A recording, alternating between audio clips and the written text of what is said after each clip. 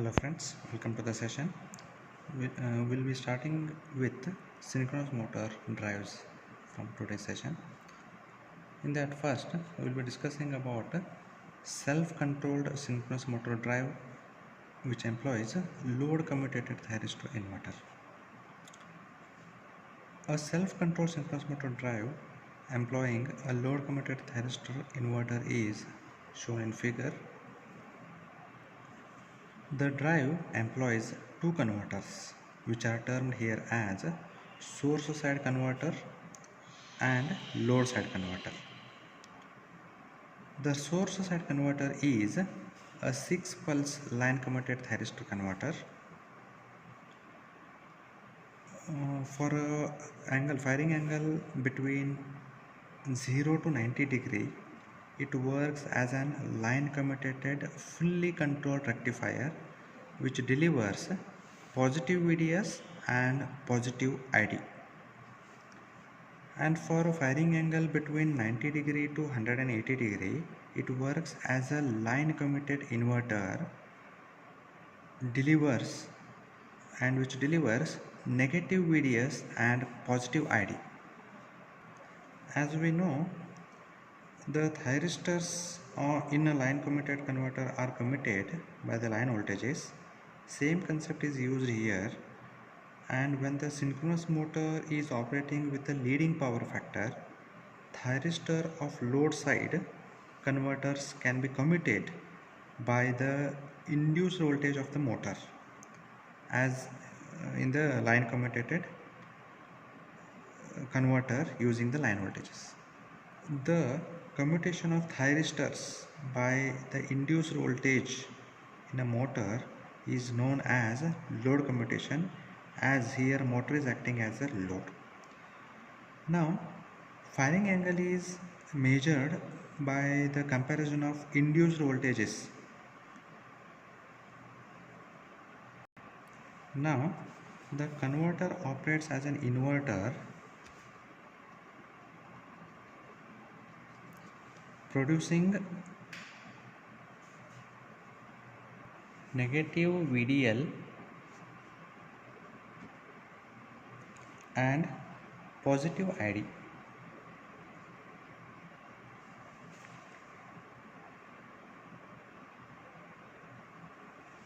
Between 90 degree to 180 degree. I'll call this as alpha L. And for alpha L between 0 degree to 90 degree, it works as a rectifier giving positive VDL.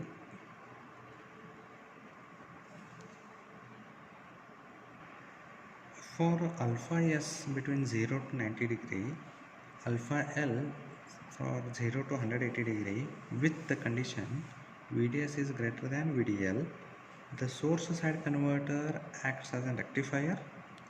In the same way, load side converter acts as an inverter. Because of this, power flows to the motor, thus giving the motoring operation. When firing angles are changed such that alpha S is between 90 to 180 degree, alpha L is 0 to 90 degree, the load side converter operates as a rectifier and source side acts as an inverter. Consequently, the power flow reverses and the machine operates in regenerative braking. I'll write it here.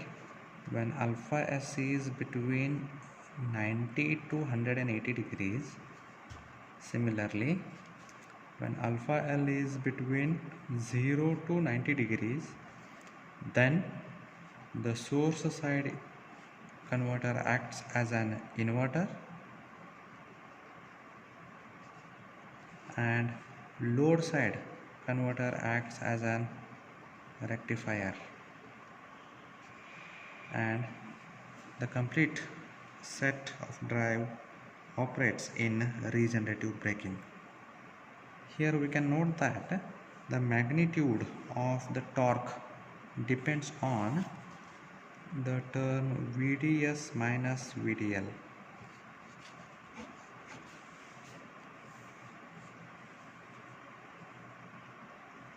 When working as an inverter, we need to take care of commutation overlap and turn off thyristors. For that, the firing angle has to be less than 180 degrees. So we will define a term called beta L, which is 180 degree minus alpha L.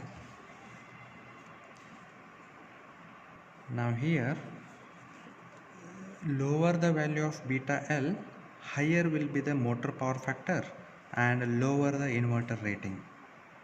And as we know, the commutation overlap for the load side converter is depending on the inductance of the motor. So the motor is provided with a damper winding in order to reduce the sub-transient inductance. When it is required to work with a good power factor and it is required to minimize the converter rating, the converter at load side, which is working as an inverter, is operated with the constant margin angle control. The DC link inductor LD, which you can see in the figure it is used, it reduces the ripple in the DC link current ID, and also it prevents the two converters from interfering with each other's operation.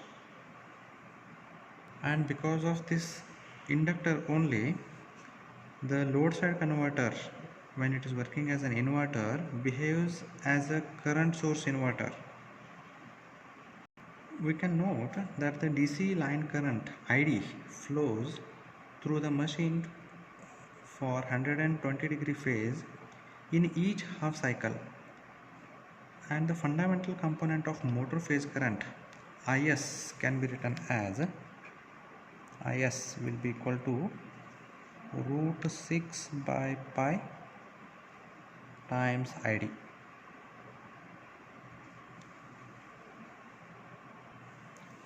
I'll call as equation 1.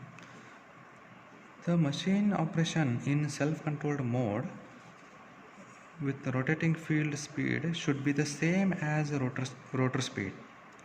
This condition is realized by making frequency of load side converter output voltage equal to the frequency of induced voltage in the armature. So the generation of firing pulses are generated either by comparing the motor terminal voltages or by the rotor position sensors. As we discussed, the load side converter and the current source inverter performs the same function. The only difference is the load side converter uses the load commutation and the current source inverter uses the forced commutation. We can note some of the advantages of load commutation over the forced commutation. Out of that, first one is it does not require commutation circuit, and those are, in load commutation it doesn't require the commutation circuits. Frequency of operation can be higher and it can operate at higher power levels beyond the capability of forced commutation. Load side converter performs somewhat similar as the commutator in a DC machine. The load side converter and synchronous motor combining functions similar to a DC machine. At lower speeds, the motor induced EMF is insufficient to commutate the thyristors of load side converter. Therefore, at the start or at the speed below 10% of the base speed, the commutation of load side converter thyristor is done by force technique, that is forcing the current through the conducting thyristors to zero. This can be realized by making a source side converter to work as an inverter each time load side converter thyristors are to be turned off. Thank you.